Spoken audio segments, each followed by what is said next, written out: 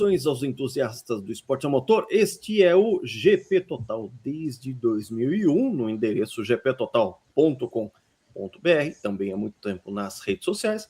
Você está em mais um programa em nosso canal do YouTube, youtube.com/GPTotal. Vídeos novos sempre às noites de segundas-feiras e os nossos cortes para lá especiais durante a semana.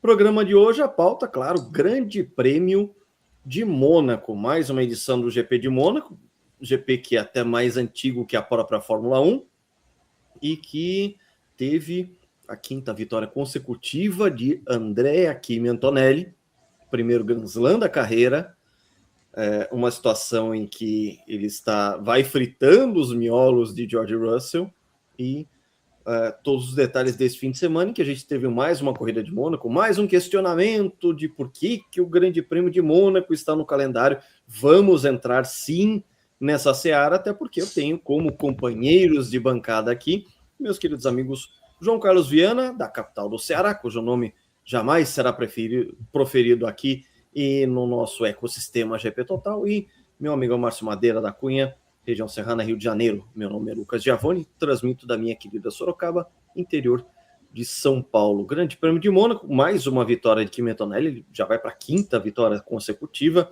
E antes da gente começar aqui, a gente, claro, levanta a pauta, a gente faz a nossa lição de casa, a gente lembra dos assuntos. O Kimi Antonelli está na quinta vitória consecutiva e a gente pegou no pé muito do Lando Norris ano passado, que ele não conseguiu 3 vitórias consecutivas ano passado com o melhor carro do grid. Podia não ser tão superior quanto a Mercedes deste ano, mas a gente está vendo, claro, o George Russell naufragando cada vez mais num campeonato que parecia todo dele antes do começo, antes das coisas se desenvolverem como se desenvolveram até agora. Afinal de contas, a gente, com o GP de Mônaco, completa 6 etapas das 22 da etapa 2, da temporada 2026, e a gente tem uma vitória única de George Russell, que abriu a temporada, e as demais uma ensacada em seguida do Andrea Kimi Antonelli, que se torna mais jovem vencedor de Mônaco, aos 19 anos e alguns meses, 19 anos, 9 meses e alguns dias, e que desponta cada vez mais como favorito em uma temporada de novo regulamento e que parecia toda armada. Aliás, imprensa inglesa, como sempre, queimando a largada. Será esse o carro do título de George Russell? Ou então Peter Windsor, que a gente sempre pega no pé, uma frase que envelheceu olha, para quem não viu Senna, veja o George Russell aí. Então, a gente tem... Só o branco dos olhos, né? O branco dos olhos é bem parecido mesmo. Coisas que envelhecem muito, muito mal, enfim. E a gente vai, claro, não só falar da vitória do Kimi Antonelli, desempenho de outros pilotos também, as punições muito estranhas que aconteceram, o asfalto se desfazendo em Mônaco, tá? Quando no Brasil a gente teve Goiânia MotoGP, não, que absurdo e tudo mais, o asfalto estava se desfazendo em Mônaco, não, só um detalhe, isso é apenas um detalhe, né? Aquela postura mais tecnocrata. Não, isso foi um detalhezinho, só um detalhe que fez o Stroll enfiar o carro no guardrail e o próprio Charles Leclerc, garoto da casa, também fazer o mesmo. Então, bastante coisa para a gente falar sobre Mônaco. Os 1000 GPs da McLaren, ela fez uma comemoração muito interessante para celebrar. Lembrando que eles estrearam em Mônaco 66, ou seja, coube direitinho a milésima participação deles em grandes prêmios de Fórmula 1 ser justamente em Mônaco e ser justamente numa data redonda, que afinal de contas foi em Mônaco 66, portanto aí um aniversário bem redondinho, não só de estreia, como também dos 1000 GPs, uma confluência incrível. Só faltou a McLaren andar bem, o que acabou não acontecendo no fim de semana monegasco. Já teve até ali um ensaio de equilíbrio, né, entre Red Bull, Ferrari, McLaren e Mercedes, mas que na prática não se desenvolveu dessa forma. Meus amigos, eu quero começar o programa de hoje, a pauta de hoje, com mais uma vez, aquele velho questionamento de por que Mônaco está no calendário, mesmo com essa Fórmula 1 com botão de ultrapassagem, com esse ioiô que foi muito amenizado com o pacote de abril, né, depois das 3 primeiras corridas, que a gente alertou que não era um sinal amarelo, era um sinal vermelho, precisava tudo ser mudado. A Fórmula 1 foi para um fim de semana em que a configuração elétrica teve que ser modificada especialmente para Mônaco, porque o super clipping já era programado para acontecer a partir de 305 km por hora, então você tem toda uma reprogramação. Por que a Fórmula 1 pareceu se comportar melhor em Mônaco? Porque de todo o calendário é o circuito que tem mais frenagens, ou seja, tem mais regeneração de bateria e menos trechos longos de plena aceleração.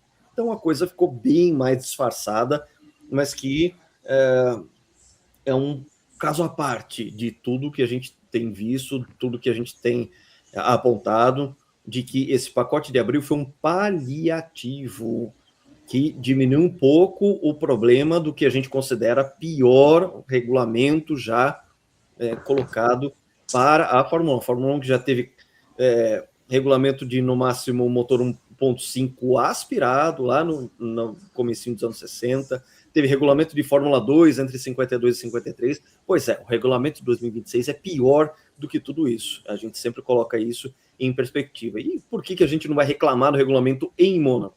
Porque a própria característica do circuito privilegia esse recharge, né, o recarregar do sistema elétrico e o deploy, você liberar a carga de bateria em formato de potência extra para o teu conjunto motriz, justamente porque é o circuito que mais proporciona isso em todo o calendário. Então, isso fica à parte, a crítica ao regulamento nosso permanece, mas a gente tem que falar um pouco sobre a questão de Mônaco, porque afinal de contas a gente não teve ultrapassagens, mas o Grande Prêmio de Mônaco tem suas características próprias e a gente não está falando só de tradição. A tradição, claro, conta muito, para a gente é muito importante. A gente aqui do GP Total, claro, a gente vai defender muito a questão da tradição, porque a gente entende que o esporte a motor ele é feito de tecnologia, de sobreposições de tecnologia, do desafio ao limite, que essa é a premissa básica, é a mãe de todas as métricas, é o desafio ao limite. Agora, tradição também é importante, tradição importa, mas a gente tem, claro, o questionamento de por que Mônaco está lá, e eu queria a palavra de vocês a respeito de toda essa crítica que é feita, como se Mônaco tivesse que ser excluído porque não proporciona ultrapassagens, como se tudo fosse resumido a ultrapassagens. Eu queria a palavra de vocês. João, boa noite, meu amigão. Quero começar com você. Boa noite, Lucas. Boa noite, Márcio. Boa noite quem nos assiste. Ou bom dia, boa tarde, quem está nos vendo. Se você observar a história do Grande Prêmio de Mônaco, muito raramente você tem uma corrida extremamente movimentada com ultrapassagens. Isso aí é antigo. Acho que o pessoal às vezes se esquece que o traçado de Mônaco mudou pouquíssimo da década de 80 para cá. Diferenças aqui do oeste da piscina, na Nova Chicane, ali na Rascasse, mas o circuito deu o mesmo, e sempre foi difícil ultrapassar. Então o problema é que, como você falou, Lucas, o pessoal faz a corrida emocionante porque teve 120 ultrapassagens, como foi em Melbourne, mas a gente sabe que o Melbourne foi uma farsa, e a gente fica sempre com esse questionamento, o Grande Prêmio de Mônaco, acho que não teve nenhuma ultrapassagem, eu não me lembro de ter visto nenhuma ultrapassagem realmente, mas até essa corrida foi assim, o Mônaco, se tiver caos, uma corrida legal, e as últimas voltas foram de caos, o Stroll bateu, safety car, muitos erros das equipes, até mesmo de Mercedes, que também deu vacilo com o George Russell. Se o George Russell não baixasse, ele está sendo sacrificado em praça pública, e ainda pronta com ele. Ferrari, depois o Leclerc bate, todo aquele caos. O fotossensor lá da FIA funcionando à torta direito, muita punição, mas esse ano até foi interessante, movimentado. aquele final aquele último quarto de corrida. Mas o Grande Prêmio de Mônaco, você não pode esperar o Grande Prêmio de Mônaco com muitas ultrapassagens. Mas sempre foi assim.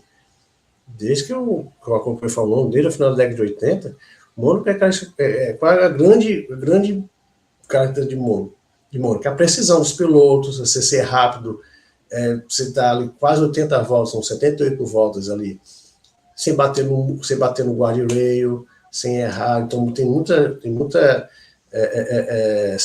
cena, até ser redundante, muita cena do Senna segurando o Mansell.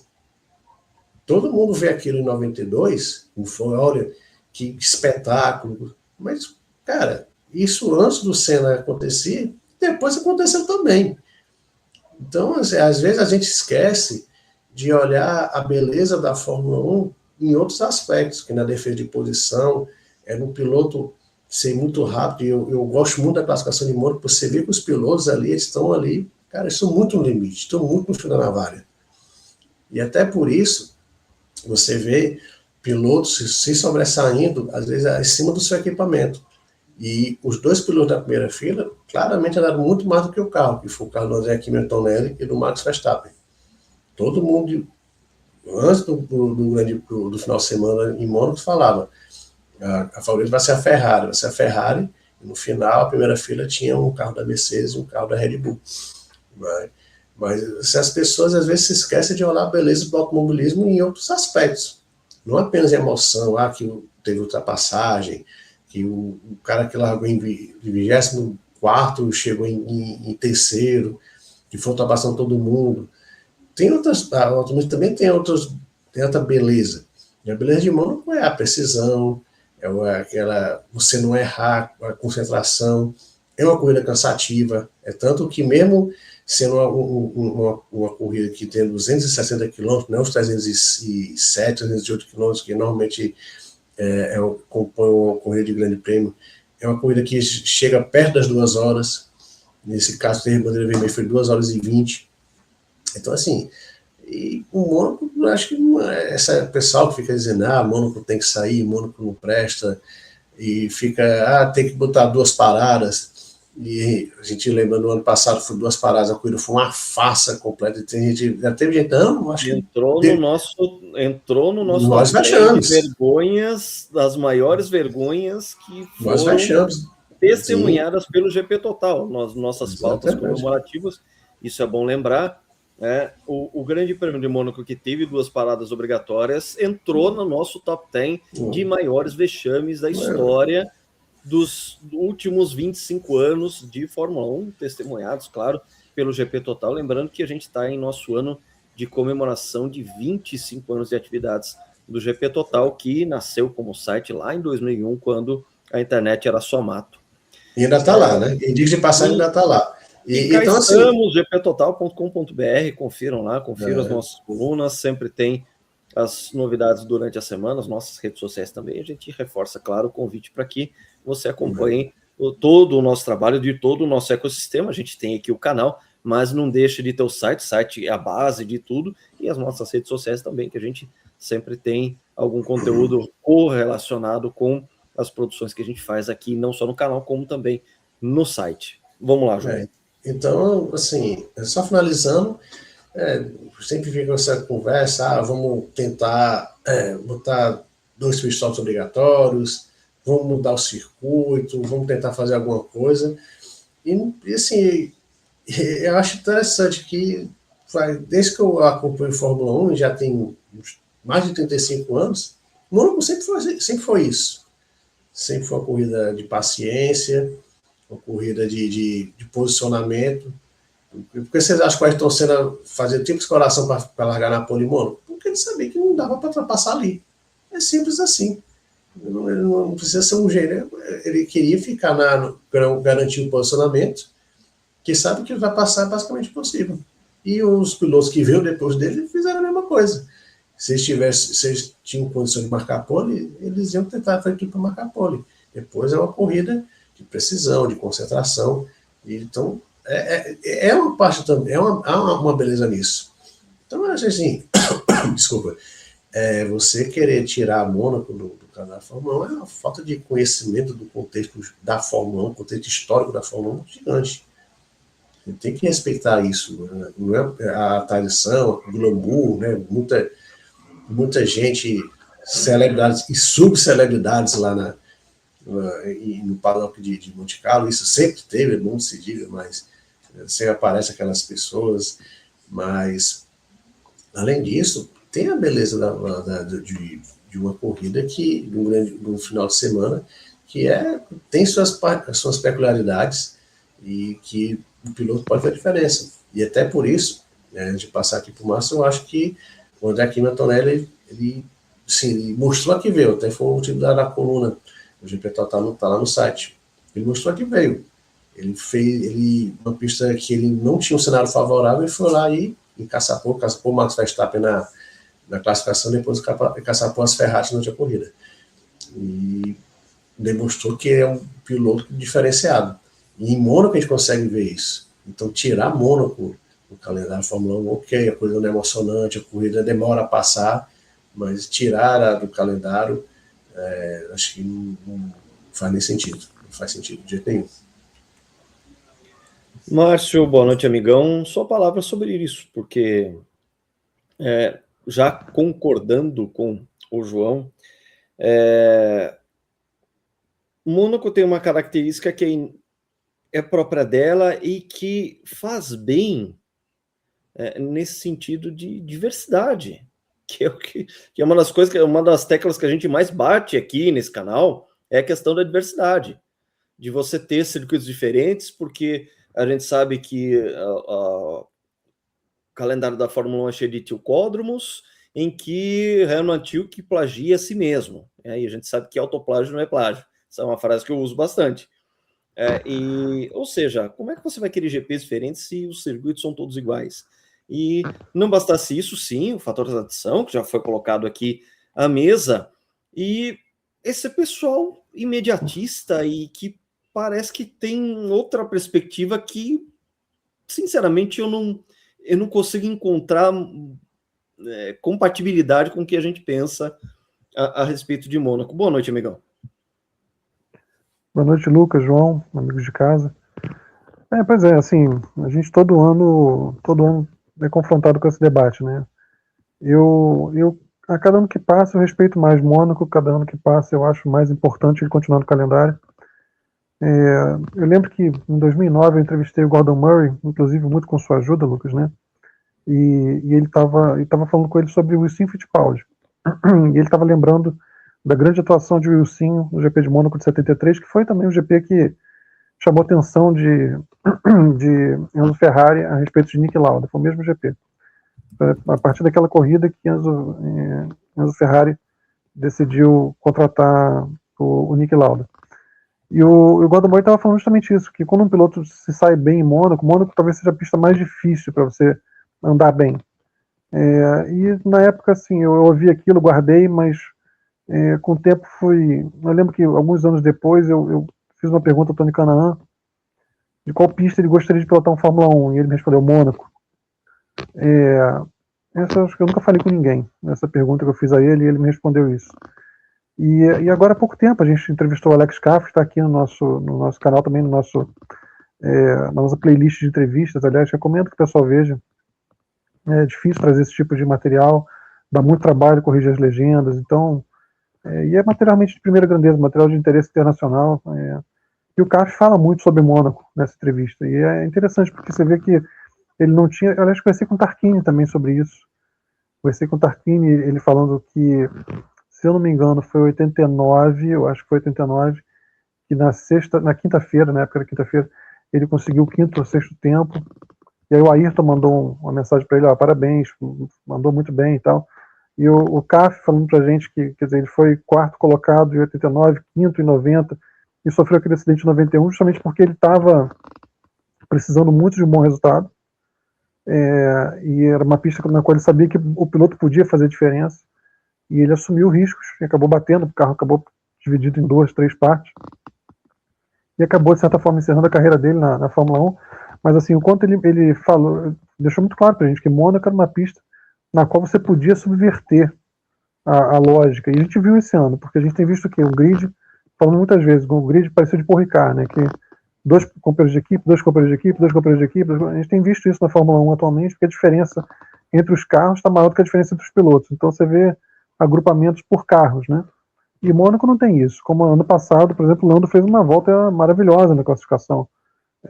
E esse ano a gente viu isso de novo. Quer dizer, no meu entendimento, foi a maior vitória do Antonelli até agora na Fórmula 1, porque ele não estava na situação de favoritismo mecânico. E ele cavou essa pole. A gente vendo hoje em dia você consegue com o GPS fazer, né, sobreposição de carros. É fato que o Verstappen ainda estava na frente ainda, na Antonio Nogues, na reta a Mercedes passou, mas assim, ele estava ali, estava junto. Ele assumiu riscos, né? A gente viu o Bortoleto bater, por exemplo, no Q1, porque tocou o guarda-reio forte demais. Então, assim, o GP Total ele nasce de maneira muito democrática. A gente tinha o espaço dos leitores, que sempre foi muito valorizado, acho que nenhum site fazia nada parecido. Então a gente respeita todas as opiniões aqui. Mas o que me incomoda é que muita gente fala mal de Mônaco, não por causa de Mônaco, mas por causa das nossas expectativas, das expectativas erradas. Eu sempre vou lembrar da história que eu já contei aqui várias vezes, do irmão do amigo meu que pediu tanto para eu andar de metrô e depois falou que não gostou porque não viu o sol. É a mesma coisa, quer dizer, você quer não gostar do metrô porque você não viu o sol, a culpa não é do metrô, a culpa é da tua expectativa. O cara pediu um churros e reclamar que estava sem sal. Não funciona assim, quer dizer, você tem que saber o que você calibrar a tua expectativa que você vai encontrar. A Tríplice Coroa é muito rica, é muito completa. Quando a gente pensa em Le Mans, por exemplo, resistência, né? Sobretudo resistência, mas também, claro, ritmo, mas ritmo e resistência, vamos botar assim, racecraft, né, e resistência. Indianápolis, velocidade e ritmo, dosar isso. E Mônaco é rapidez. Rapidez, o que eu quero dizer? Não existe nada parecido na Tríplice Coroa com uma classificação em Mônaco. Você vê o on-board, e atualmente é on-board dentro do capacete, meu irmão, não é fácil. Não é fácil, você tem que realmente andar a milímetros no guarda-reio. Naquela velocidade, é coisa para pouca gente. É como se um tenista tivesse que botar a bola na linha o tempo todo, sem poder errar. Porque se errar, vai bater e acaba o jogo. Não é que perdeu o game, perde o jogo. Então você tem que botar a bola na linha o tempo todo. Você está passando ali um fio de cabelo, muitas vezes tocando de leve o guarda-reio. Fazer isso na velocidade que eles fazem, você tem que ter precisão assim, de milésimo de segundo no momento que você vai começar a virar o volante. Você tem que estar exatamente onde você quer estar o tempo todo. Os inputs têm que ser muito precisos, de volante, de marcha, freio, aceleração. Você trabalha o tempo todo e trabalha muito, muito no fio da navalha. Para você virar tempo em Mônaco, a gente viu que o Antonelli foi 6 décimos no Russell aí. Se você quiser realmente a diferença entre uma boa volta e uma volta espetacular em Mônaco é o quanto você se sente seguro para assumir risco. E você assumir risco de assim, eu vou passar 3 centímetros do guarda-reio ou vou passar 3 milímetros. É disso que a gente está falando. E a visão de dentro do cockpit não é tão privilegiada assim para você ter noção exata de onde você está passando. É muito difícil fazer isso. A gente subestima muito Mônaco. Então eu acho que assim, o problema não é tanto Mônaco, o problema está na gente, que está com a expectativa errada e não sabe apreciar o que tem ali. Porque eu vi Moreno me falando, por exemplo, de Pô na Fórmula 3000, que era uma pista para piloto também, que você tinha muito espaço ali para você fazer diferença. É claro, gente, Macau talvez seja uma das maiores pistas do mundo, com certeza. Macau tem trechos muito apertados, mas tem espaço para ultrapassagem também. Seria ótimo, eu não sou contra a ultrapassagem, não sou contra isso, mas eu sou contra demais essa popularização do conceito de que você pode medir a qualidade da corrida pelo número de ultrapassagens. Porque, como o João falou, João foi preciso. Mônaco é posicionamento. É você conseguir se posicionar o que quer dizer posicionamento? Primeira coisa é classificação.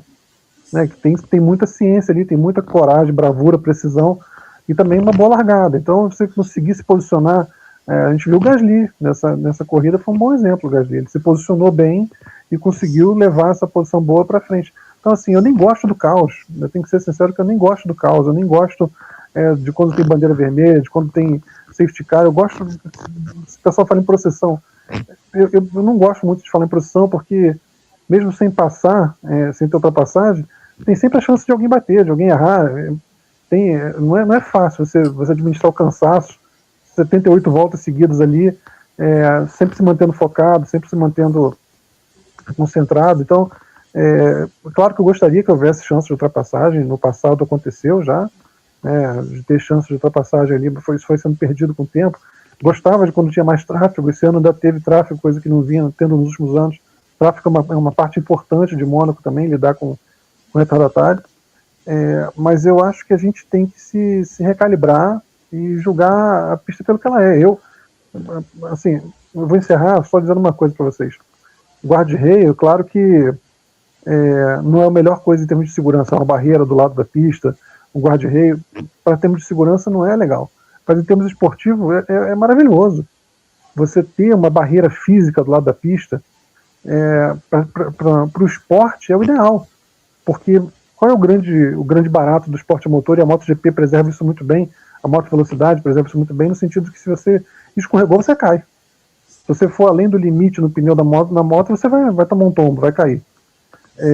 O carro devia ser assim também, você tem um limite de pista que te pune, né? E se você tem um muro, um guarda-reio do lado, você tem que falar, bom, eu vou andar rápido, mas quanto mais rápido andar, mais eu estou me aproximando do abismo, mais eu estou me aproximando do problema, do abandono.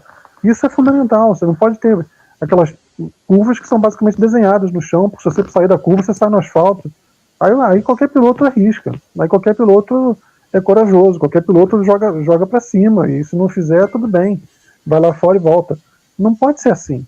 Sabe, quando tem um guarda-reio do lado, você está com a faca entre os dentes. Você fala, bom, eu vou arriscar mais do que eu estou fazendo? Eu tenho carta para bancar isso, eu tenho talento, eu tenho segurança para fazer isso. Então, esportivamente, eu gosto muito. Eu não gosto que o oeste da piscina esteja sem guarda-reio, tanto na entrada quanto na saída. Eu não gosto.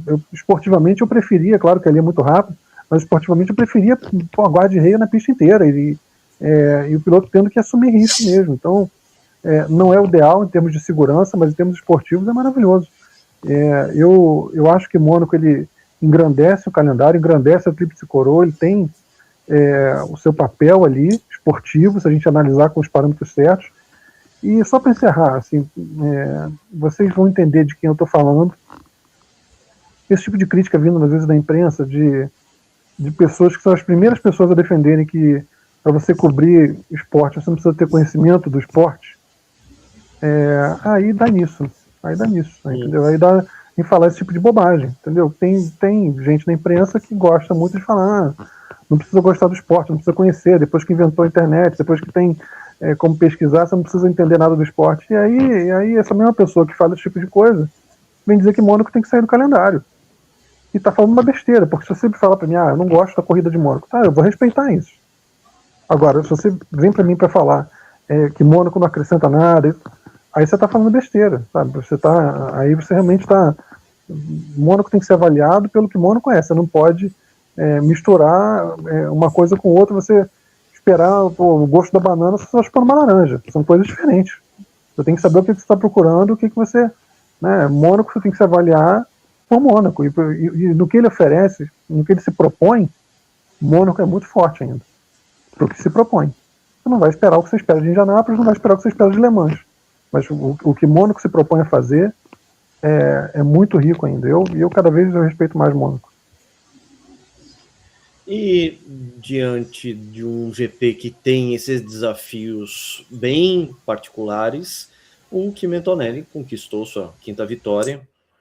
Vamos falar de Mercedes, que afinal de contas isso aí está desenhando um campeonato muito diferente daquele que a imprensa inglesa achava que ia acontecer. A gente tem hoje um campeonato que está com o Kimi Antonelli com 156 pontos, o vice-líder agora, o Lewis Hamilton, que conquistou seu segundo lugar, ele está com 3 pódios no ano. George Russell, com mais um fim de semana sem pontuar, vai para 88 pontos, a terceira colocação, isso estando com um carro que é notadamente superior a todos os outros, ele que só teve a vitória na Austrália, depois um segundo lugar, e depois disso 2 quartos lugares, ou seja, posições fora do pódio, e agora um outro fim de semana em que ele não marca ponto na corrida, ou seja, a gente tem uma situação aí bastante peculiar de campeonato. Um garoto de 19 anos despontando como favoritíssimo ao título mundial, mesmo a gente estando só na 6ª etapa de 22, ele já abre bastante pontuação para o seu próprio companheiro de equipe. Então, o pessoal está tentando ver qual que é a maior coisa que ele teria alugado na cabeça do Russell, porque só um apartamento duplex seria pouco. A gente começa a pensar aí em realmente Titanic.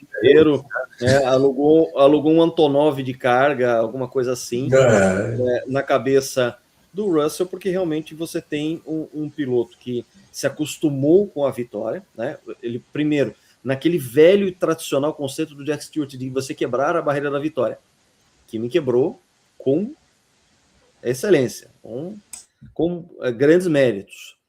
Já entendeu como é que ganha. E agora, como ganhar em sequência, como você se tornar realmente o conjunto mais rápido do grid, esse binômio carro-piloto que faz parte do universo do esporte a motor. Tá? Agora, um cara que agora está vencendo com naturalidade e encarou o desafio de Mônaco, essa questão de não errar, de você cravar uma pole. Ele, né, tirou a pole ali nos últimos momentos. O Qualify de Mônaco sempre é uma atração à parte. Você desenvolver o teu setup, você desenvolver rapidez.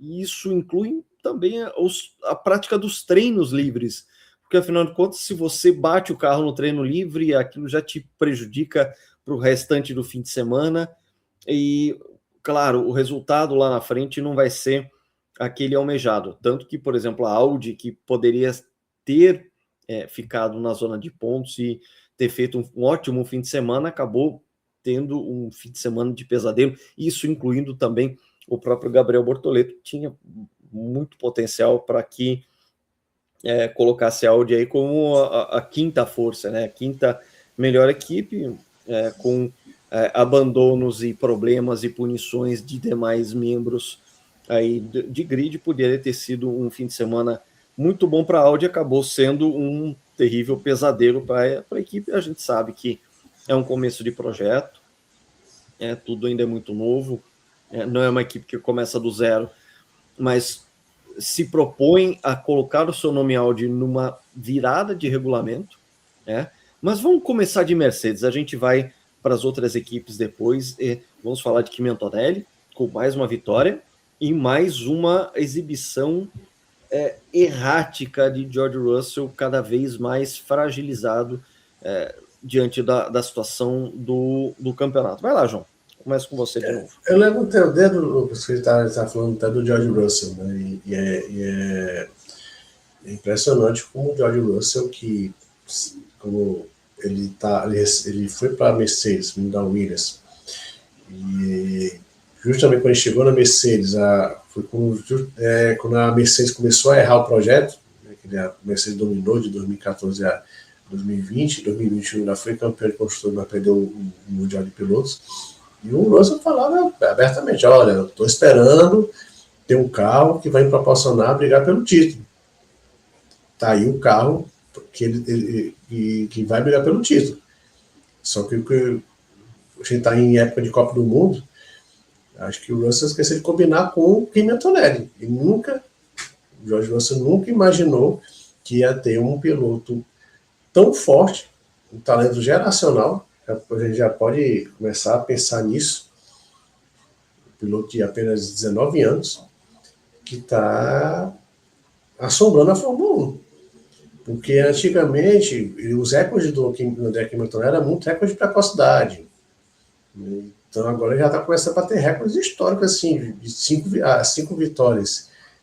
5 primeiras vitórias do André Kimi Antonelli consecutivas, eu nunca tinha conseguido uns 76 anos de Fórmula 1. E o George Russell claramente sentiu o golpe em Mônaco, ele sentiu o abandono em Montreal, e é uma pista que ele se dava bem, e claramente o Antonelli estava mais rápido, até como o Lucas falou 15 dias atrás, o Russell, com a quebra, escapou de ter sido derrotado dentro da pista, Ele ia ser derrotado na pista pelo Kimi Antonelli. E em Mônaco, ele nunca andou ao nível do Kimi Antonelli. Em nenhum momento. Tomou 6 décimos e tomou uma volta. Ele tomou uma volta, chegou a tomar uma volta do Antonelli na corrida. Então, como eu falei, ano passado do derretimento do Piastri, esse derretimento do Russell, o Russell tem que começar a pensar, não sei, pensar totalmente fora da caixa, até pensar na carreira dele. Nunca deve esquecer que o chefe da Mercedes é também empresário dos dois pilotos, tanto do Russell como do Antonelli, nunca pode esquecer esse detalhe, mas tá ficando muito feio para o Russell esse ano de 2026. Era uma chance que ele falava às 4 vezes, olha, eu quero essa chance porque eu sei que eu posso ser campeão mundial. A chance veio e não está aproveitando. Mas aqui no Antonelli, na primeira participação, como eu falei, ele fez algo a mais. Que as 4 primeiras vitórias do Kimi Antonelli basicamente se baseou em derrotar o George Russell, que está derretendo. Em Monte Carlo foi ligeiramente diferente. Não era um cenário tão favorável como ele tinha nas corridas anteriores. Como eu falei, a Ferrari era dita e a vida como a grande favorita para vencer em Mônaco, e na sexta-feira até a dupla da Ferrari foi a mais rápida nos treinos livres. No terceiro treino livre, o Antonelli já conseguiu suplantar a dupla da Ferrari tocando 3 décimos deles. Então já levou um susto. O Max Verstappen, na genialidade dele ali, estava na briga, parecia ser ele ia conseguir a pole, o Antonelli foi lá e tomou a pole do Max Verstappen. Isso não é fácil. Convenhamos, estamos falando de um gênio da Fórmula 1, Max Verstappen. E o Kimi Antonelli conseguiu tomar a pole do Max e venceu de forma convincente. Primeiro Grand Slam, né? Porque ele pole, melhor volta, todas as voltas lideradas, vitória. Chegou a colocar 25 segundos na dupla da Ferrari, que era a favorita. Ele chegou a colocar 25 segundos antes da entrada do safety car. Então foi uma vitória que coloca o Kimi Antonelli como grande favorito ao título, sim. Esse ano vai ter o ADU, né, que os motores vão ter uma espécie de equalização, apesar que de forma bem surpreendente, foi o motor da Red Bull que vai ser a referência, não vai ser o motor Mercedes. Isso foi uma baita surpresa, o motor Red Bull Ford, né? Mas a Mercedes seria um campeonato de desenvolvimento, mas acho muito difícil alguém chegar no nível da Mercedes. Lógico que em 22 corridas pode acontecer uma quebra. O motor Mercedes está quebrando muito. Por exemplo, o Lando Norris teve 2 quebras nesse final de semana. Teve uma quebra na sexta e uma quebra durante a corrida. O Russell quebrou no Canadá. Então, a chance de ter uma quebra, um problema na Mercedes, na unidade potente da Mercedes pode acontecer e alguém vencer. Mas eu acho muito difícil em nível de competitivo chegar na equipe Mercedes. E o Kimi Antonelli está sobrepujando o George Russell, que, olha, o psicólogo da Mercedes vai dar hora extra nessa semana, viu? Eu concordo muito contigo, João, desculpa de entrar, mas assim, eu acho que assim, a gente não deve se deixar levar tanto pelos números, né, porque a gente vive um contexto de muita concentração de números, e eu concordo contigo, as primeiras 4 vitórias do Antonelli, para mim, foram... É um paradoxo, porque você nunca pode criticar quem está vencendo, porque ele não tem culpa do cenário não ser mais difícil. Ele está fazendo a parte dele. Mas, por outro lado, não se deixar levar e dizer, bom, agora estamos diante aqui do maior de todos os tempos. Calma, não é assim. Ele está no lugar certo na hora certa, ele estava batendo o Russell. Concordo com você. Em Mônaco ele fez mais do que isso. Em Mônaco já dá para sentir os efeitos da confiança na pilotagem dele. No Canadá já ficou bem claro isso. Como ele está confiante, como ele desaprendeu a não vencer muito rapidamente. Eu acho, inclusive, que a gente vai ter atrito entre esses 2 pilotos. Na primeira situação que o Russell estiver na frente, eu acho que o Antonelli não vai se segurar atrás, ele vai para cima com força, e aí o Russell, por outro lado, não vai ceder. Então, assim, eu acho que a gente está em rota de colisão, acho que não é nada difícil eles se encontrarem na pista em algum momento aí. Basta, no meu entendimento, o Russell estar à frente. Eu não consigo imaginar o Antonelli comboiando, aceitando ordem para ficar ali atrás, não consigo imaginar isso. nesse momento o Russell está em parafuso, não está conseguindo acompanhar, não está conseguindo andar junto, então não estão se encontrando na pista, mas assim, quando o Russell estiver à frente, eu acho que vai ser muito difícil eles não se acharem por aí. Algumas coisas curiosas com o Antonelli, assim, quer dizer, ele já é o terceiro italiano com o maior número de vitórias na Fórmula 1, atrás só do Patrese com 6 e do Ascari com 13, empatado com o Alboreto com 5. Então, olha que coisa, né? Já empatou com o grande Alboreto, né? Tá uma vitória atrás do Patrese e corre um sério risco de terminar esse ano já à frente do Ascari. Inclusive, o Ascari foi durante muito tempo recordista, né? Na verdade, falam 7 vitórias consecutivas, foram 9, né? Porque foram 2 em uma temporada e depois mais 7 na outra. Então, ele também está emendando vitórias em sequência e corre o risco se não for esse ano, vai ser em breve, mas corre o grande risco de terminar essa temporada já como piloto italiano com o maior número de vitórias, né? Então, já vai, historicamente, assim, já se tornou, na história italiana na Fórmula 1, ele já é um personagem vou dizer, eu tô até curioso, mas se eu te interromper, como é que vai ser o comportamento da torcida italiana em Monza? Né?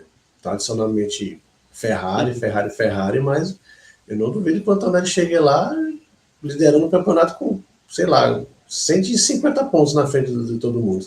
Como é que eles vão como é que vai ser o comportamento? Vai ser bem interessante. Bom, a torcida Imola vibrou quando o Patrese bateu com a Minerali, faltando poucas voltas para o fim, e o Patrick Também ganhou de Ferrari. Sim. Mas a gente está falando de 1983, eu não sei o que os fãs de hoje fazem.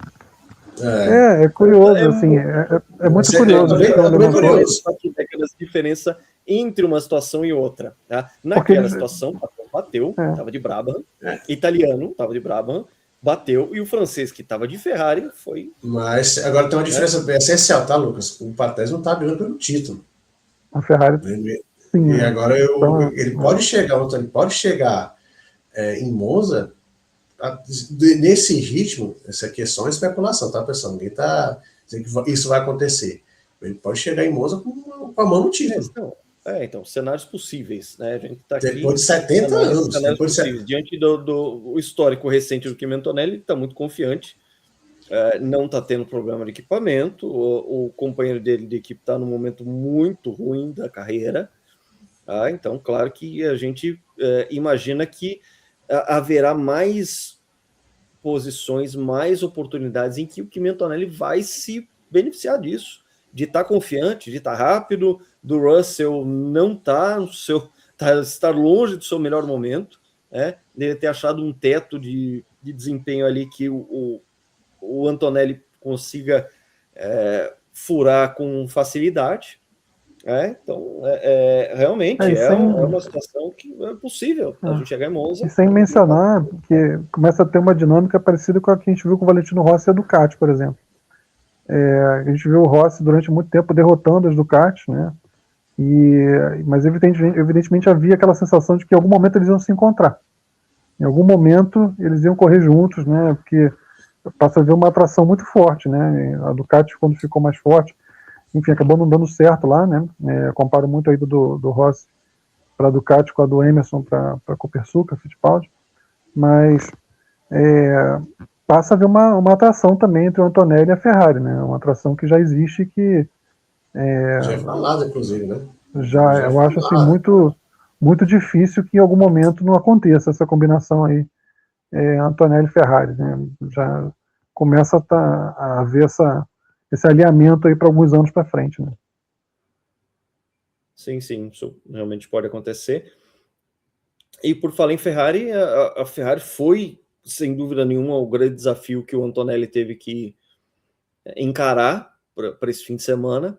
Lewis Hamilton andando de novo muito bem, acabou andando melhor que o Leclerc durante a prova, teve a questão da punição, teve a questão do cambalacho que a Ferrari fez, chamando os dois carros juntos na janela de... né, deu a janela de... estratégia das Ferrari não aprende. Então, o estrategista da Ferrari, ele... vamos falar de Ferrari e, claro, surge a informação que o acidente do Charles Leclerc pode ter tido como grande fator contribuinte o asfalto se desfazendo ali no trecho da Rascasse, da Anthony Noggs, e que, na verdade, também pode ter sido o grande fator para que o Lance Stroll tivesse provocado a entrada do safety car, quando ele mesmo enfiou a Aston Martin dele no muro. Hamilton andando bem, ele parece que está se encontrando novamente, só não concordo com o capacete dele.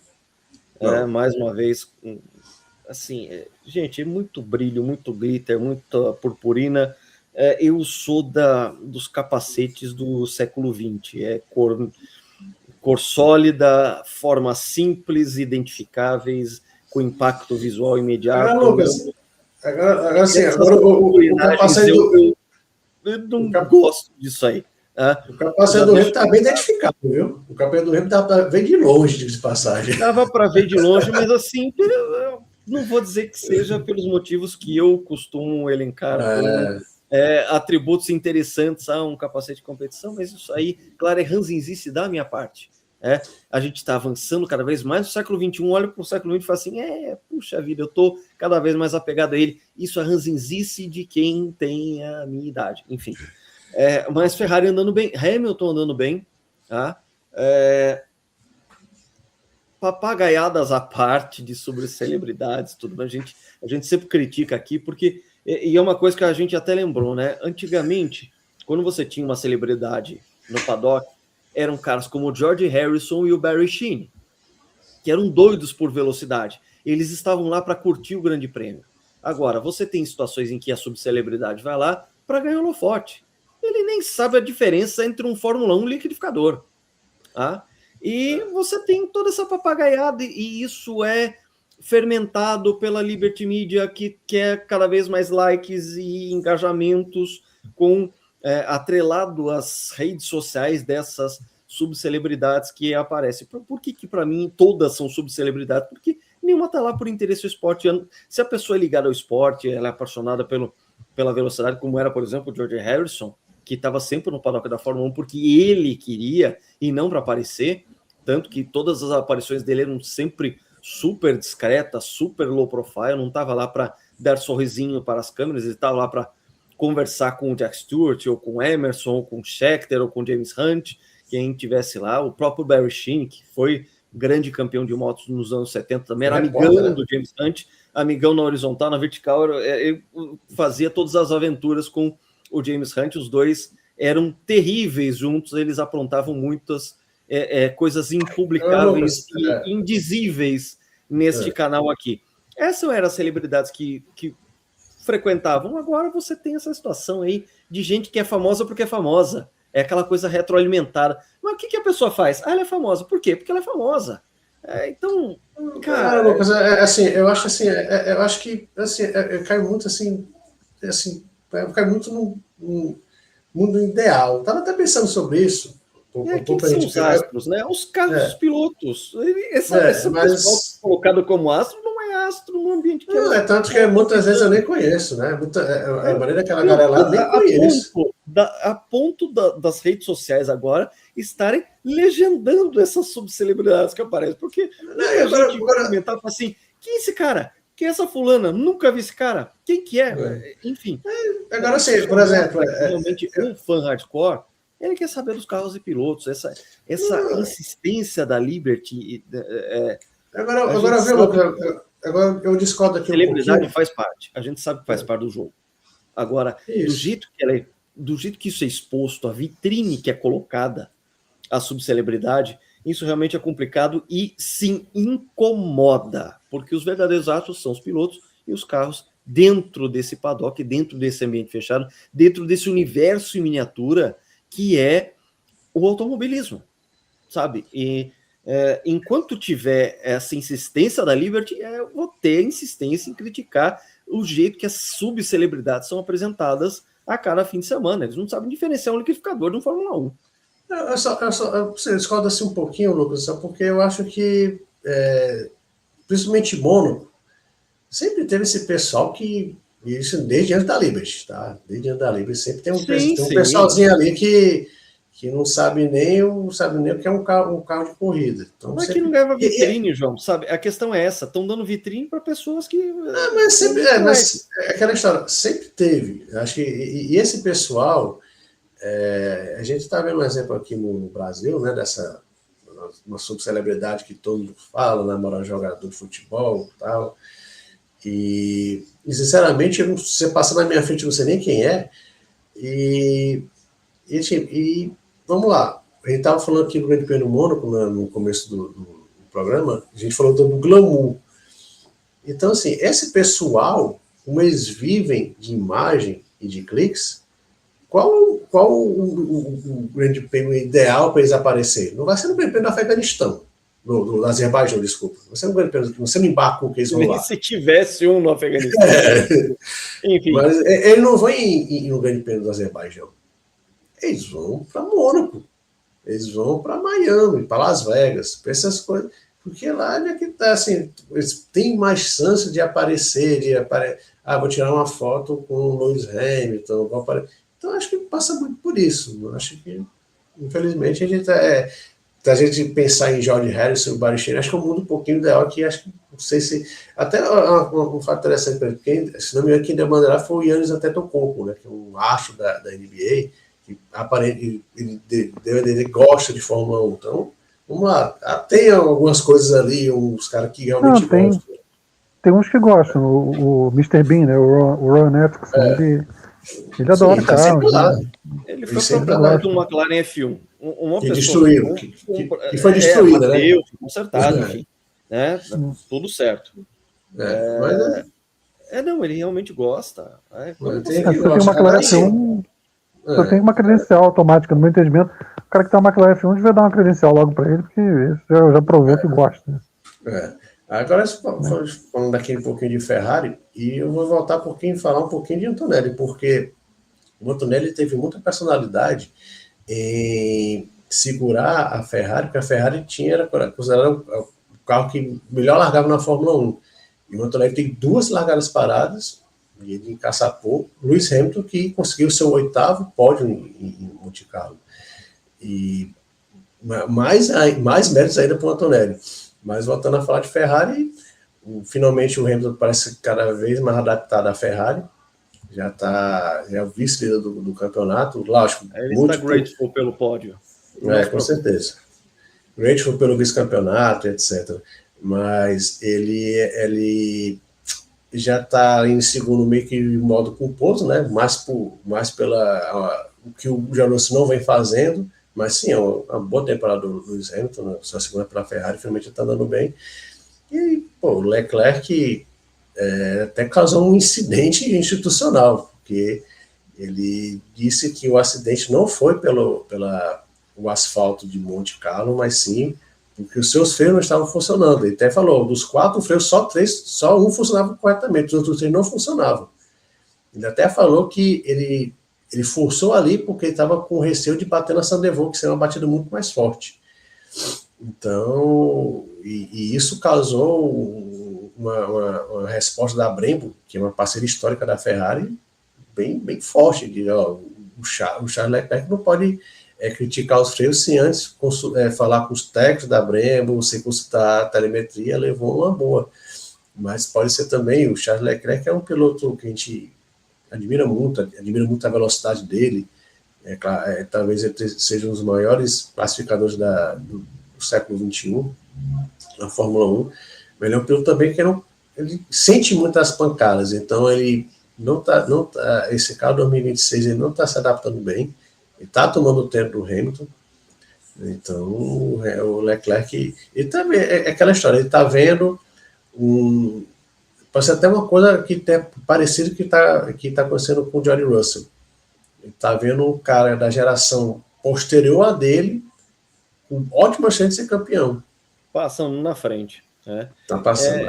É uma situação assim, complicada, porque na Ferrari, Márcio, só antes de passar a bola para você, que a gente teve esse tempo inteiro do Hamilton na Ferrari, essa questão de que o Hamilton não lida bem quando o ambiente não é favorável a ele, e agora a gente está vendo esse virar de chave que o Hamilton está em modo grateful, tá tudo certo para ele, tá, né? Grateful para lá, grateful para cá. E o Leclerc agora está nesse ambiente em que as coisas não estão favoráveis a ele e ele também reage muito mal a isso. Aquilo ali não dá aquela turbinada no moral dele, né? Aquilo ali abala, não é uma coisa que vai fazer com que ele cresça, ele murcha e ele começa a procurar fatores que levam ele a isso e tudo mais, ele acaba se abatendo, né?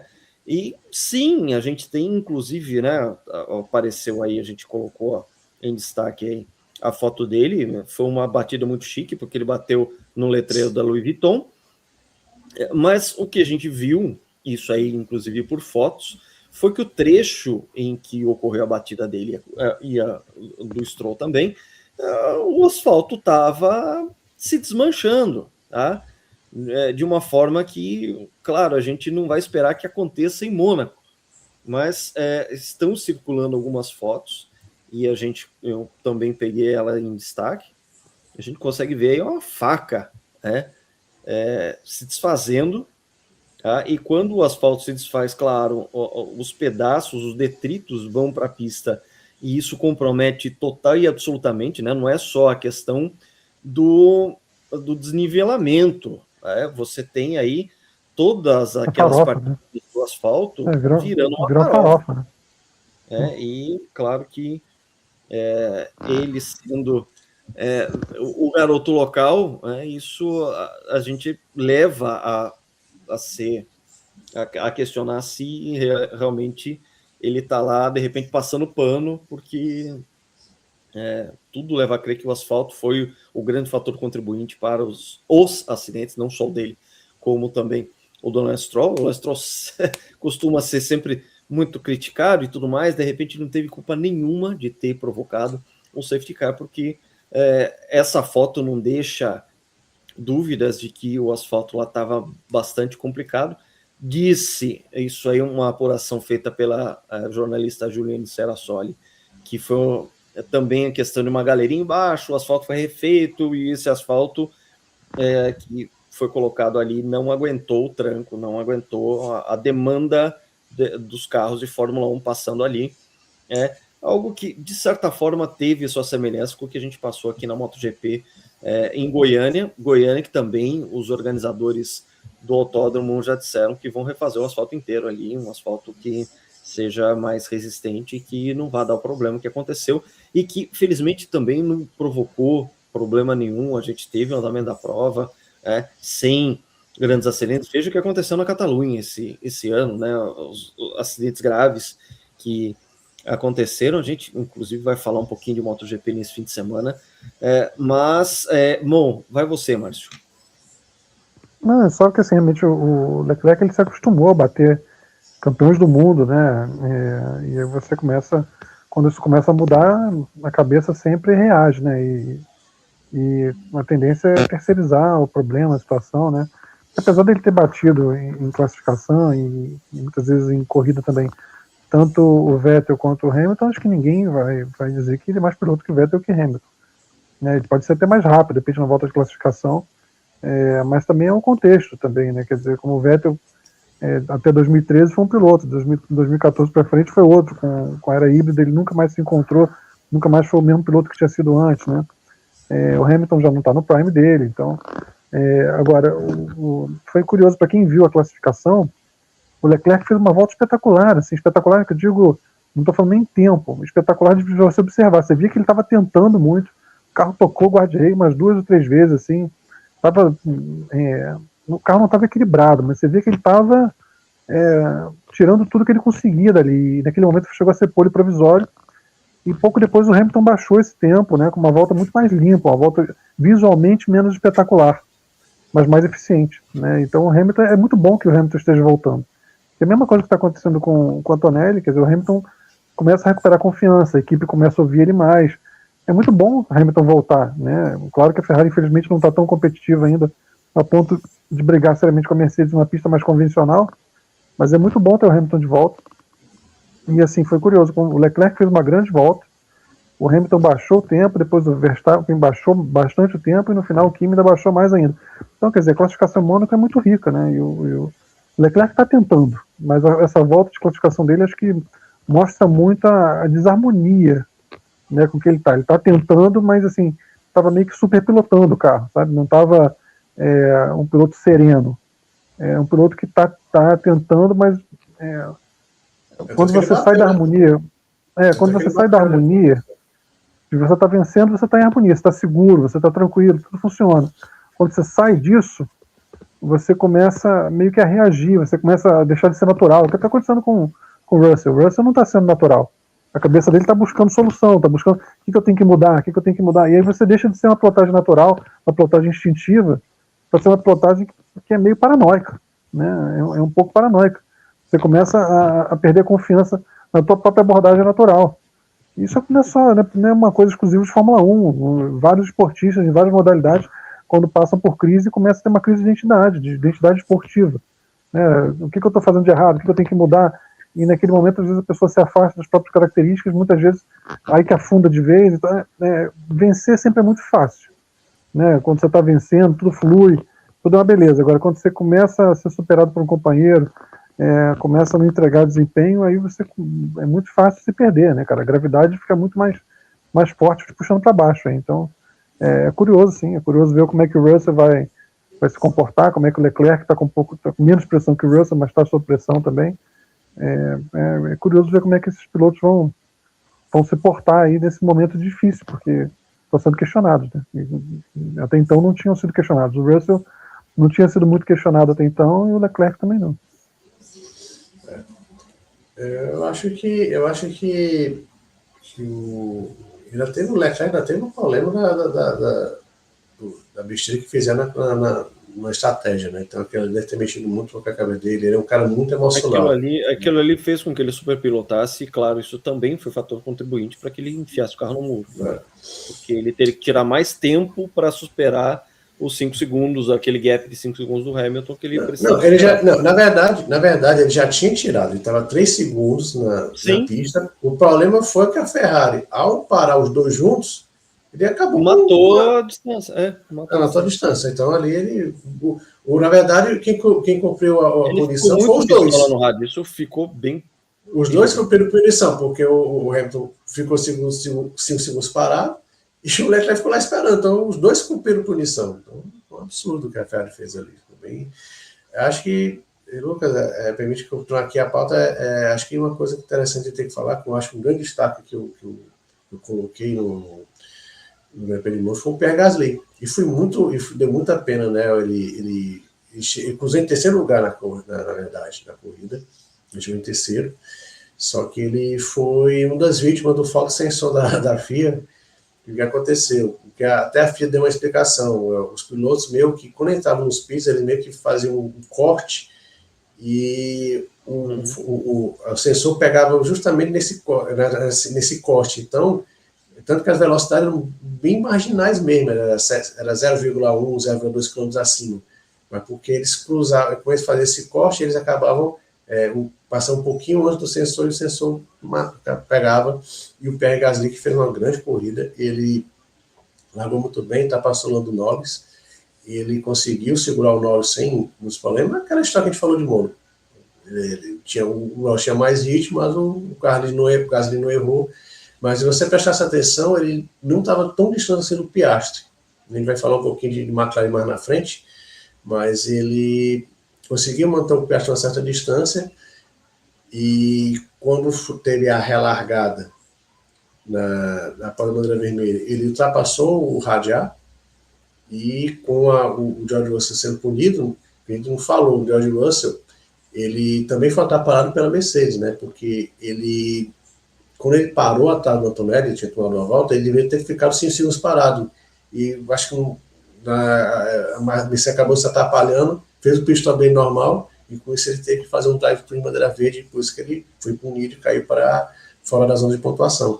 E o Gasly, com isso ele ficou em terceiro, então ele conseguiu o melhor resultado da Alpine em 2006, uma pilotagem muito boa. O Pierre Gasly, que foi piloto por Red Bull, saiu, e meio que se encontrando na Alpine, ele que não vinha numa fase tão boa assim, né, porque o Colapinto vinha marcando pontos, marcou pontos em Miami, em Montreal, dando na frente do Pierre Gasly, o Gasly deu uma resposta, mas infelizmente ele foi punido depois, ele não teve tempo de cumprir os 5 segundos pelo o limite de excesso de velocidade no pit lane, acabou sendo em 5 segundos e caiu para 7º lugar, e quem sorriu bastante foi a equipe Racing Bulls, que o Liam Lawson chegou em 5º e o Arthur Lindblad chegou em 6º.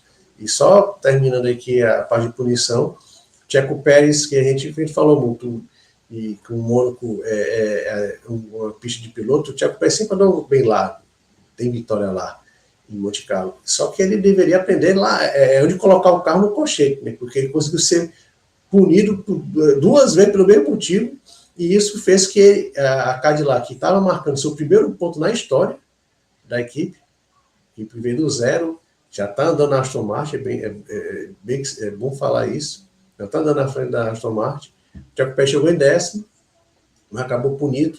Ele tinha sido punido na corrida, foi depois da corrida pelo mesmo motivo, porque ele na relargada também posicionou o carro no lugar errado.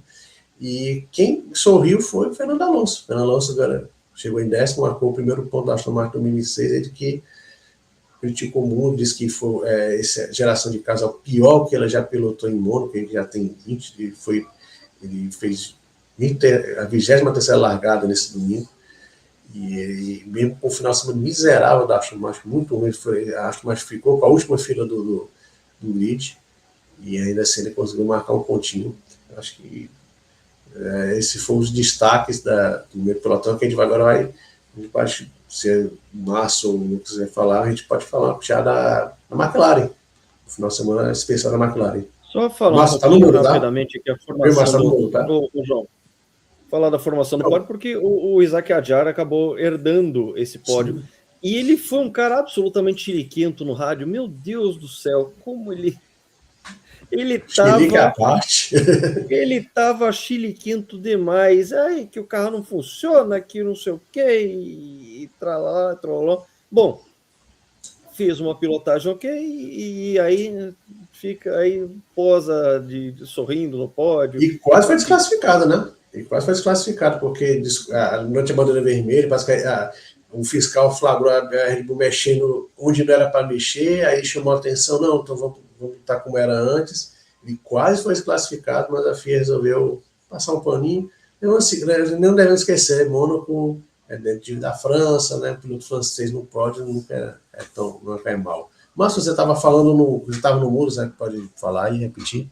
Você estava no mudo, você falou. Eu só ia falar do carro, assim, acho que o Alonso tem que ser ouvido, né? Quem tem experiência dele, pilotou muito tipo de carro, e realmente, assim, uma pista tão marginal, em que você tem que frear com precisão, acelerar com precisão, virar com precisão, você tem uma interferência do sistema todo de recarga de bateria, mudando como o carro vai frear, ou como o carro está acelerando, isso tudo é uma coisa realmente que afeta a pilotagem, né? E o Alonso infelizmente foi vítima desse tipo de situação no acidente que ele teve nos treinos.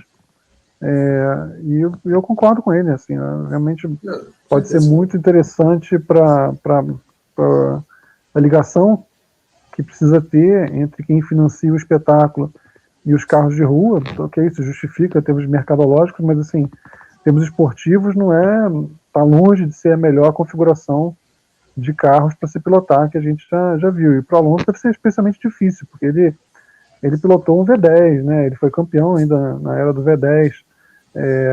Ele passou por tudo, né? Então pilotou carros muito mais interessantes, muito mais empolgantes de se tocar em Monte Carlo, em qualquer outra pista, do que os atuais. Uma pista tão crítica quanto Monte Carlo. Você ter esse tipo de interferência que você não sabe exatamente como o carro vai reagir ao pedal, é um negócio realmente incompatível. Eu entendo o desabafo dele. Claro, talvez se ele estivesse vencendo não fosse ser tão incisivo, pode ser, mas assim, que prejudica a experiência, prejudica, com certeza. Bom, vamos então à nossa pauta da McLaren, a equipe que teve a quebra do Lando Norris e um Oscar Piastri que chegou à colocação praticamente sem ser notado, completou os 1000 grandes prêmios desde Mônaco 66, né? Ou seja, não só estava comemorando no mesmo lugar onde tudo começou em termos de equipe, o seu grande fundador, Bruce McLaren, um nome que continua, né, um nome que se perpetuou na história da Fórmula 1, mesmo que Bruce McLaren tenha morrido em 1970, a McLaren teve aí várias encarnações em termos administrativos, fase de Ted Mayer, fase de Ron Dennis, atualmente a direção de Zac Brown, entre outras fases de transição entre o Dennis até chegar ao Brown, também teve Martin Whitmarsh e outros dirigentes. Agora, a gente teve uma comemoração muito interessante no fim de semana. Eu vou colocar aqui, inclusive, a foto principal, porque a McLaren reuniu seus dois modelos, o modelo atual, em que ela disputou o fim de semana, ela fez uma pintura comemorativa aos seus 1000 GPs, e trouxe a McLaren M2, que é o primeiro carro de Fórmula 1 da equipe, ainda sem o laranja característico, o papaya, que veio só em 68, tá? E trouxe também vários dos ex-pilotos que passaram pela equipe. Eu vou até aumentar a imagem aqui para a gente colocar em destaque todos os convidados, todos os que participaram lá. Da esquerda para a direita está ali o David Coulthard, o Heikki Kovalainen, o Alonso, o Mika Häkkinen, que pilotou o carro. A McLaren é a primeira McLaren de Fórmula 1. Oscar Piastri, o André Stella, diretor técnico, o presidente da FIA, o Domenicali, o Zac Brown, o Lando Norris, o Emerson Fittipaldi. Da Liberty. Oi? É bem da Liberty, tu falou da FIA. É da Liberty. Perdão, da Liberty, presidente da Fórmula 1. Mas o Domenicali não ia pensar ser citado não, mas vamos lá. Ele nota de rodapé nessa foto, ele é uma nota de rodapé. Com certeza. Ele perdeu para a McLaren em 2008. Essa foi, acho que é por isso que eles chamaram. É verdade, bem lembrado. Você perdeu para a gente em 2008, então vem para cá. Gerhard Berger, Juan Pablo Montoya, John Watson e o Lewis Hamilton, ou seja, uma galera aí que pilotou para a McLaren. Foi chamada... Lucas, por favor, dá um close ali no Hamilton ali. Por favor. Mas se um cidadão chegar com a calça dessa em Quixadá, ele não ia ser bem falado não, tá? Só isso aí mesmo. Essa calça aí. E Montoya tá cada dia mais fora de forma, hein? O Montoya está voltando a ser o gordito Montoya, que a gente conhece em algumas ocasiões. Mas, de qualquer forma, uma homenagem bonita. A McLaren vem nas redes sociais publicando a respeito dos 1000 GPs, colocando informações a respeito disso, prestando homenagem também aos pilotos da McLaren que já foram, como Ayrton Senna, James Hunt, entre outros. Danny Hulme, que foi também, ele foi campeão pela Brabham, mas pilotou e conquistou vitórias pela McLaren também. Então, foi muito importante para aquele iniciozinho, após morte do Bruce McLaren. O Danny Hulme foi muito importante. O Danny Hulme foi muito importante nessa fase, porque ele era o grande companheiro, ele neozelandês assim como o Bruce McLaren, eles se davam muito bem. Tinha o Bruce and Danny Show na Can-Am, que era a categoria dos super protótipos que andavam nos Estados Unidos e no Canadá, e que a McLaren fez. Os carros da McLaren Can-Am eram lendários, e você tinha toda etapa ou era vencida pelo Bruce McLaren ou pelo Danny Hulme, então era chamado de The Bruce and Danny and Bruce Show, por causa desse passado de muitas vitórias no Can-Am que a McLaren teve. A McLaren que foi campeã pela primeira vez em 74 com o Emerson Fittipaldi, até então não era uma equipe vencedora de títulos mundiais, e depois teve o título de James Hunt em 76, e claro, grandes fases vitoriosas dos anos 80, 90, e também o título da McLaren do Lewis Hamilton, e mais recentemente, claro, o do Lando Norris, que é o atual campeão, mas que parece que vai passar a faixa de campeão para um certo italiano aí. Agora senti muita Mas falta de Alan Prost, instituição. né?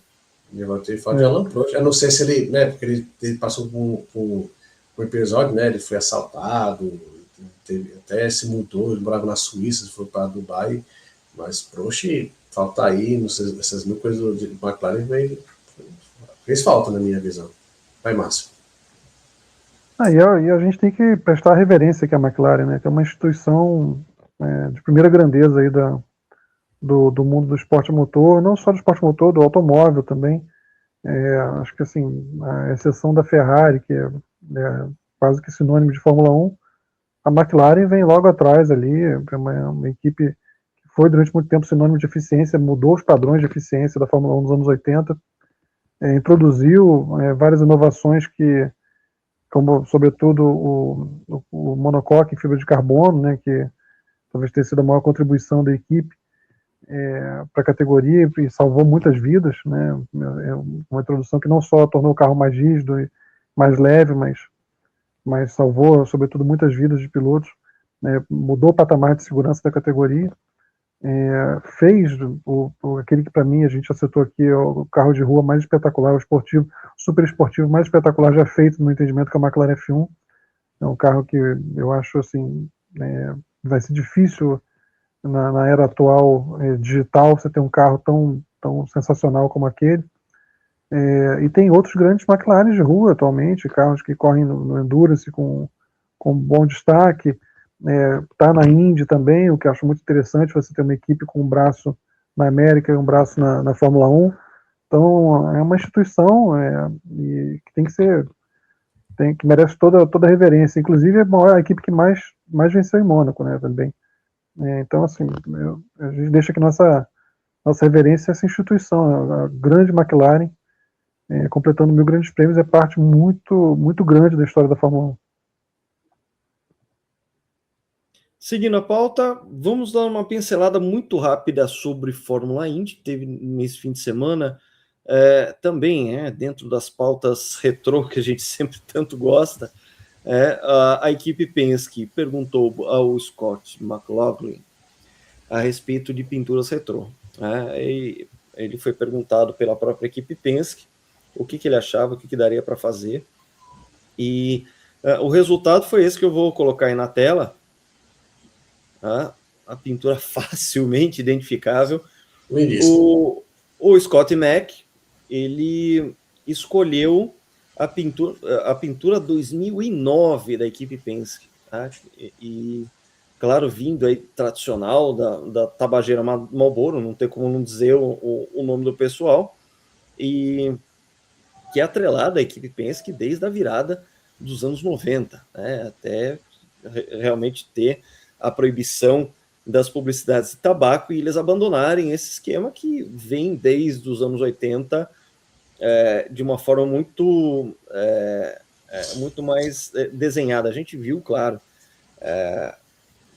o primeiro carro a receber o layout da Marlboro foi BRM ainda no começo dos anos 70, depois a McLaren a partir de 74, um contrato que foi até 1996, e a gente viu essa mesma configuração Marlboro em outras equipes, em outras categorias, e também, claro, na equipe Penske. Mas o Scott Mack escolheu a de 2009, em alusão até, inclusive, a vitória do Hélio Castroneves, que foi a terceira dele nas 500 milhas de Indianápolis, que ele usou esse tipo de pintura. Tem algumas particularidades.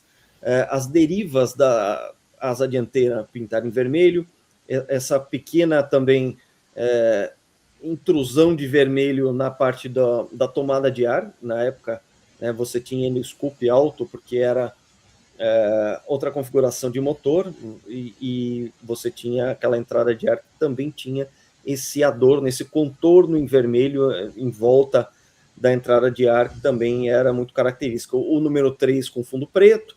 Então, claro, foi uma sessão nostálgica desse fim de semana. Essa pintura aí, ela ganhou bastante destaque. O McLaughlin ainda pegou um top 5, pelo menos.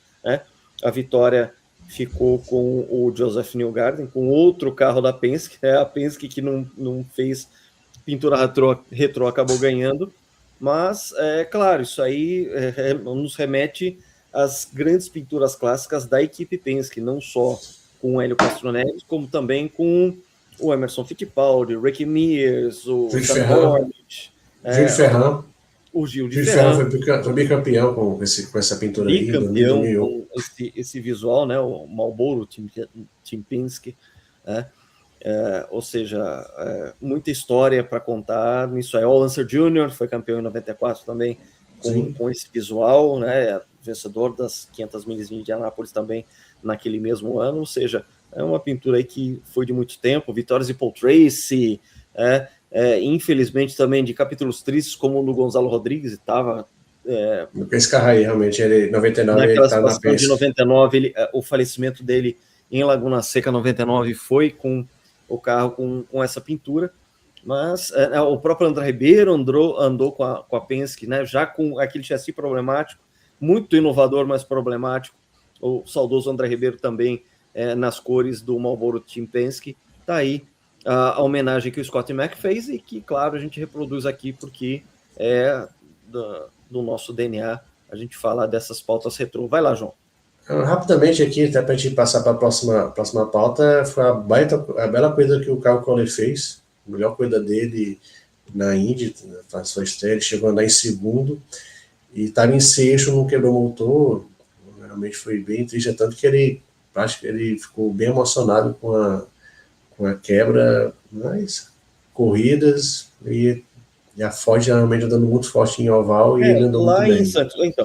Em St. Louis eles acharam um bom acerto, né? A gente sabe que a Ford tá bem de acerto de oval, né? Não consegue reproduzir isso na maioria das vezes para os circuitos mistos, mas o Kyle Collet realmente teve um fim de semana muito bom. Não, na verdade, ele largou em 21º, mas na corrida ele conseguiu um bom ritmo. Sim, se o cara estava com ritmo de prova, essa era a questão. Ele chegou a andar em segundo, ele estava em sexto quando ele quebrou o motor já na parte final da corrida, que faltando terminar, acabou 1h30 da manhã, horário aqui de Brasília. Mas vale destacar o Kyle Collet, que está fazendo uma temporada bem decente, uma temporada de estreia bem decente na Indy. É isso aí. E para a gente fechar a série de assuntos do fim de semana, a gente não poderia deixar de falar da MotoGP, porque, afinal de contas, a gente teve um acontecimento centenário, digamos assim. A gente teve aí um dos maiores pilotos de moto de todos os tempos, conquistando sua 100ª vitória em GPs. E aí a matemática é 74 mais 16 mais 10, ou seja, todas as vitórias do Mark Marques na MotoGP e também Moto2, Moto3 para no Mundial de Moto Velocidade em geral. No Mundial em si, né, quando você passa a régua, as categorias de acesso, né, for contar o que é hoje, né, MotoGP, Moto2, Moto3, você passa a régua e você tem um Mark Marques que entra no seleto grupo de vitoriosos centenários, como é o Valentino Rossi e o Giacomo Agostini.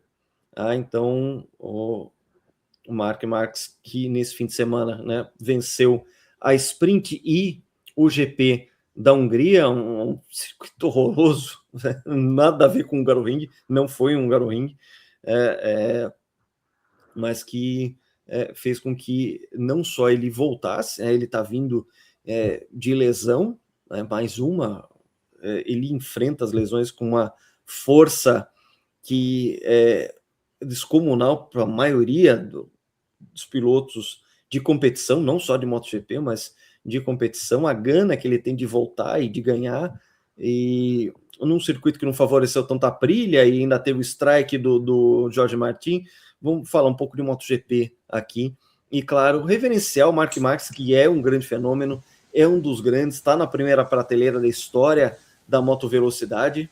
Eu digo motovelocidade porque é além da MotoGP, né? A gente vai, claro, percorrendo todo o Mundial, o fim, né, da Federação Internacional de Motociclismo, muito antes do nome MotoGP surgir e os grandes campeões da história. E é claro que a gente tem a certeza absoluta que o Mark Marques faz parte dessa primeira prateleira dos grandes campeões, um cara com um talento incrível e uma força de vontade incrível, porque a gente está vendo pela enésima vez o Mark Marques dando a volta por cima e provando que é um piloto que ele não é só diferenciado, ele é realmente grandioso, ele é de primeira prateleira, isso é incrível. A gente fica, é um privilégio a gente testemunhar mais uma volta por cima de Mark Marques, ele que parece ser um ser indestrutível. Enfim, vou me expor de novo numa frase sem necessidade aqui, mas do meu entendimento é o maior nome do esporte motor e atividade, atualmente, em qualquer categoria. Na minha opinião, vão ter pessoas que vão poder falar de outros, Hamilton, Verstappen, enfim, outros, mas no meu entendimento, o maior piloto em atividade em qualquer categoria do esporte motor, atualmente é Mark Marques. E assim, ele é um marco gigantesco, né? 100 vitórias, só foi atingido por Agostini e por Rossi, e muitas vezes a gente fica nessa ele é o Rossi, e não aprecia os dois, né? O que cada um tinha de brilhante. A gente tem que ter a capacidade de aproveitar, como a gente teve aí 3 gigantes no tênis, e muitas vezes fica brigando um pelo outro, em vez de apreciar, né, a genialidade de cada um. O Marques, rapidíssimo, né, um talento gigantesco, e conseguiu fazer tantas salvadas ao longo também, situações impossíveis, um cara que mudou a pilotagem também, inclinava demais, sempre inclinava mais do que os outros, depois as motos tem um estilo de pilotagem muito próprio, quando fica muito tempo na equipe, os outros pilotos começam a sofrer muito, porque o estilo dele é um estilo muito difícil de emular, de fazer igual, mas é um fenômeno desde antes da Moto 3, quando chegou a Moto 3 já era citado como um fenômeno, né, e de grandes vitórias também antes da MotoGP, ser campeão no primeiro ano, teve algumas circunstâncias, mas ser campeão no primeiro ano, no ano de estreia já, de dominar a categoria no ano seguinte, 2014, se for um campeão extremo e em algumas situações ali um pouco decisivas, em 2013, 2014 ele dominou por completo já, e de repente é um titã, cara, é um titã, é gigantesco, ele está certamente no top 5 de toda a história. O campeonato da moto velocidade ele começa um ano antes da Fórmula 1, em 49, e ele certamente está no top 5 histórico ali, e em algumas características ele está bem realmente no topo, né? No meu entendimento, os maiores talentos, de verdade talento, ele está entre eles, como o Fred Spencer está, como Mike Debike está, como o Schwantz está, enfim, em termos de talento ali, ele tá lá no topo, como Stoner, né? Ele tá bem no topo, e em velocidade talvez tenha sido o piloto mais rápido de toda a história. É bem possível que ele tenha sido o piloto mais rápido de toda a história. Não tem, e ele não, é difícil achar um ponto fraco, mesmo que o Rossi tenha sido mais forte, por exemplo, no dogfight, o Marques foi um rival para ele nesse sentido. Então é um cara assim, é um privilégio de poder acompanhar o Marques se reinventando. Ele já era gigantesco, ele cresceu no ano passado, ao ser transferido, a sair da Honda e ser campeão por uma nova equipe, e agora é apreciar, estamos no fim dessa história, ele está se machucando muito, ele já tem falado que prefere sair com saúde do que ficar colecionando números. A gente está vendo, a maior parte da história a gente já viu, mas é um privilégio e merece toda a reverência, porque é uma lenda que está em atividade ainda. Só completando o que o Márcio falou, a gente não pode esquecer que 3 semanas atrás ele estava fazendo uma cirurgia, quebrou o pé, que ele quebrou o pé, e também ele teve que fazer uma cirurgia no ombro, que ele tinha fraturado no final do ano passado, estava com um parafuso que tinha saído do lugar, teve que fazer uma nova cirurgia, voltou no Grande Prêmio da Itália na semana passada, foi 7º apenas, estava se recuperando, e chega em Ballantón Park e vence e varre no final de semana, muito ajudado pela de arreamentar que o Jorge Martins teve na primeira curva, que ele perdeu o motor da moto e destruiu a coisa da Aprilia, né, que ele saiu, derrubou o Marco Bezzecchi, que ainda é o líder do campeonato, e o Raul Fernandes, além do Fabio Antônio, que é o 3º lugar do campeonato. Ele fez um strike perfeito ali, e o Fermin Alder também. Foram 5 pilotos a menos, e isso facilitou um pouquinho a vida do Mark Marques, pouquinho, né? Porque ele teve que disputar o Pedro Acosta, que é um O cara dogfight que dele com a Costa foi muito interessante, foi muito muito forte, duro, muito muito justo, duro. mas muito duro.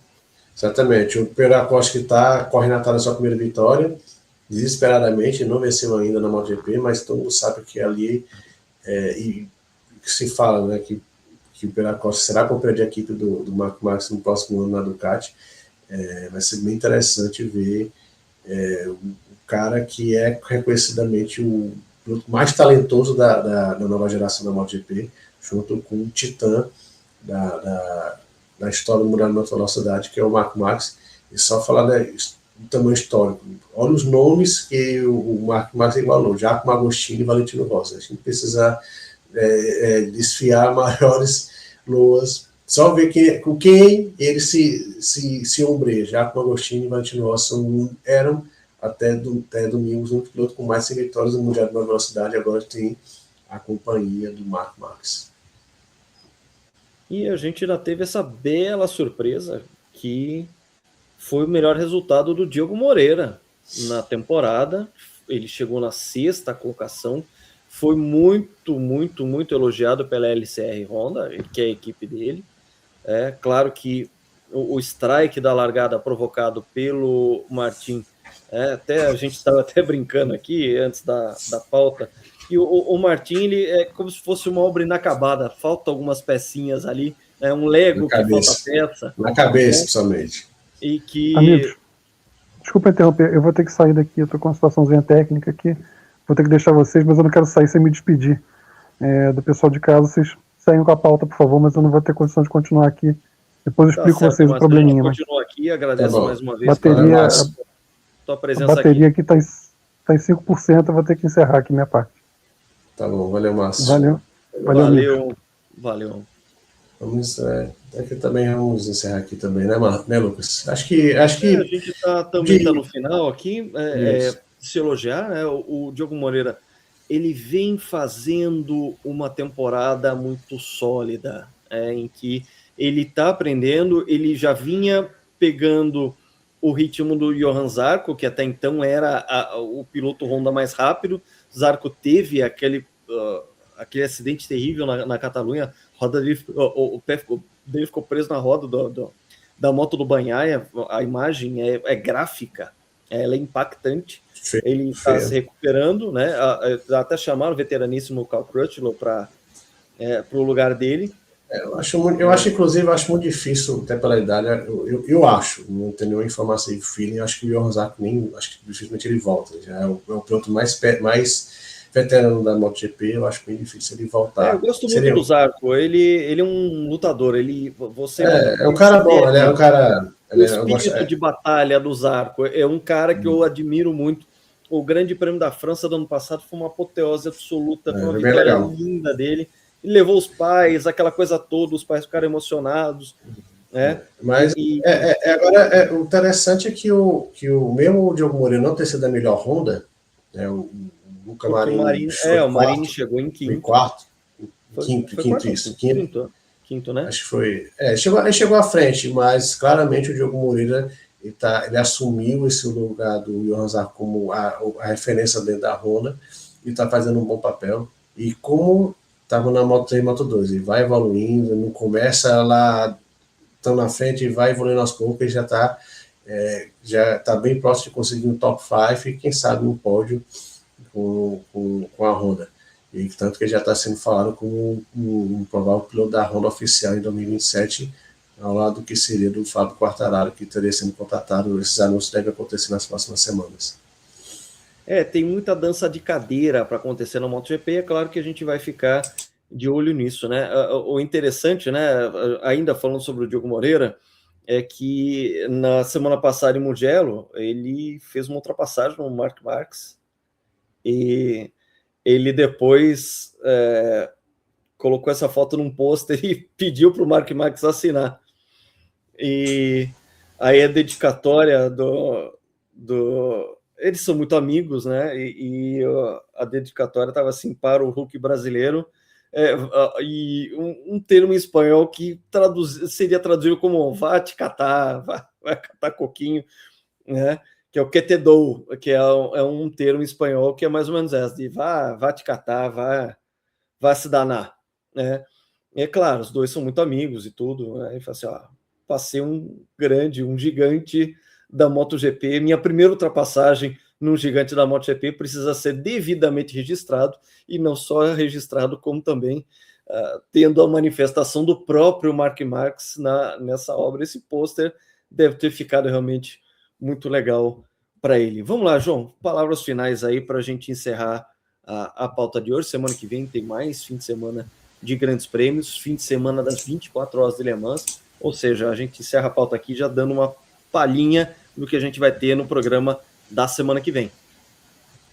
Vamos ver como o Russell vai se comportar, como ele vai ter apenas uma semana, foi um baque muito grande, e a gente falou aqui de Grande Prêmio de Mônaco, uma pista que não tem muita emoção, a gente vai para outra pista, tradicionalmente, que não traz muita emoção, que é o Grande Prêmio da Espanha, em Montpellier, em Barcelona, que é uma pista que não... Barcelona é meio que um standard de circuito para a Fórmula 1, ou seja... Tu não conhece a pista. Que a gente vai ver são as forças que já estão estabelecidas, ou seja, a chance da Mercedes estar lá com sobras mais uma vez é grande. Bem grande. E a chance de Russell e Antonelli se encontrar na pista, como já aconteceu nesse exato circuito em 2014, né? Não, 2016, 10 anos atrás. 10 anos atrás. Então. Foi 16. Nico Rosberg e Lewis Hamilton. Então, Toto Wolff, bote as suas barbas de molho, como diriam os antigos. Foi um estrago aí entre os dois, primeira vitória do Verstappen e tudo mais, aquela coisa toda. Então, a perspectiva aí de um grande prêmio na Espanha, também 24 horas de Le Mans, grande corrida do Endurance. A gente vai ter aí várias equipes disputando, né? Várias equipes de Hypercar. Ano passado a gente teve gloriosa vitória da Ferrari 83, a Ferrari amarela de Robert Kubica. A gente falou bastante sobre toda a trajetória, né? A jornada do herói que envolve o nome do Kubica, e ele sendo o vencedor de Le Mans, ele tendo sido o piloto de Hypercar que mais pilotou, o percentual dele de horas, né, de voltas ao volante foi maior entre todos os pilotos de Hypercar, ou seja, a vitória tem muito do mérito dele. E eu sou suspeito para falar, porque eu torço para essa Ferrari 83, que é não só do Robert Kubica, como também do engenheiro Petrota, o Matia, que é o assessor de imprensa, que foi um pessoal que a gente conheceu lá em 2024 nas 6 horas de São Paulo, sempre foram muito simpáticos, né? Escrevi aquele texto em agradecimento ao Giuseppe Petrota por ter assinado a minha Auzela de miniatura. Ele foi projetista da Auzela de 84 a 87, participou de programas dentro da Ferrari como a Ferrari Enzo, também os programas de esporte protótipo da Alfa Romeo, ou seja, um cara que tem uma trajetória incrível e que tratou a gente com muita simpatia. Já mandei o boa sorte para ele para as 24 horas de Le Mans, e acontecendo a etapa logo seguinte, que é as 6 horas de São Paulo, a gente espera também estar lá para cobrir mais uma vez aqui para o GP Total. João, últimas palavras? Até Barcelona. Até Barcelona. Grande abraço a todos e até a próxima.